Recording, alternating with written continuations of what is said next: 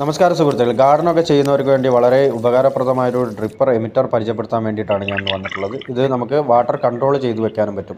നമ്മുടെ നാട്ടിൽ ഇത് വാങ്ങാൻ കിട്ടുമോ എന്നറിയില്ല, പക്ഷേ കുവൈത്തിൽ ഇത് സുലഭമായിട്ട് കിട്ടുന്നുണ്ട്. വളരെ ഹെൽപ്ഫുള്ളാണ്.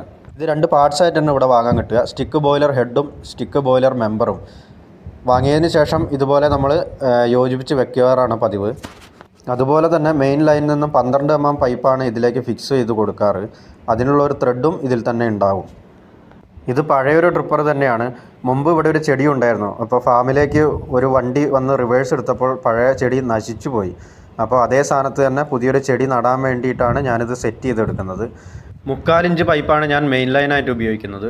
അപ്പോൾ അതിൽ നിന്നും 3/4 നിന്നും 12 mm എടുക്കാൻ വേണ്ടിയിട്ടുള്ള ഒരു ടീൻ്റെ റെഡ്യൂസർ എടുത്തിട്ടുണ്ട്.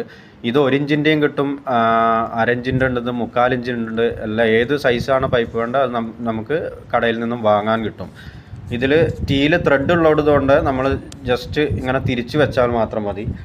അങ്ങനെ പെട്ടെന്നൊന്നും ഊരിപ്പോവില്ല. ക്ലാമ്പ് ഫിറ്റ് ചെയ്യേണ്ടവർക്ക് ക്ലാമ്പ് ഫിറ്റ് ചെയ്ത് കൊടുക്കാം.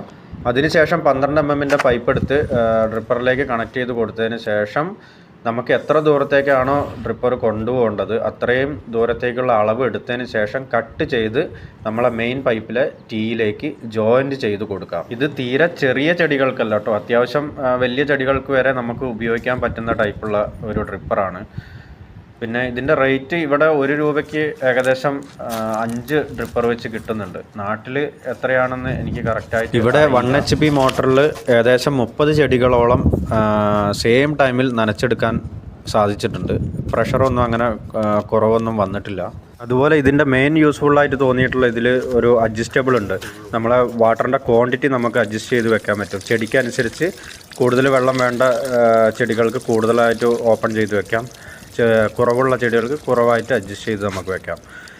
അപ്പോൾ എൻ്റെ വീഡിയോസ് നിങ്ങൾക്ക് ഇഷ്ടപ്പെടുന്നുണ്ടെന്നുണ്ടെങ്കിൽ ഒന്ന് സബ്സ്ക്രൈബ് ചെയ്ത് സപ്പോർട്ട് ചെയ്യുക. ഇതുപോലുള്ള നല്ല വീഡിയോസുമായിട്ട് ഞാൻ നിങ്ങളുടെ മുന്നിലേക്ക് എത്തുന്നു.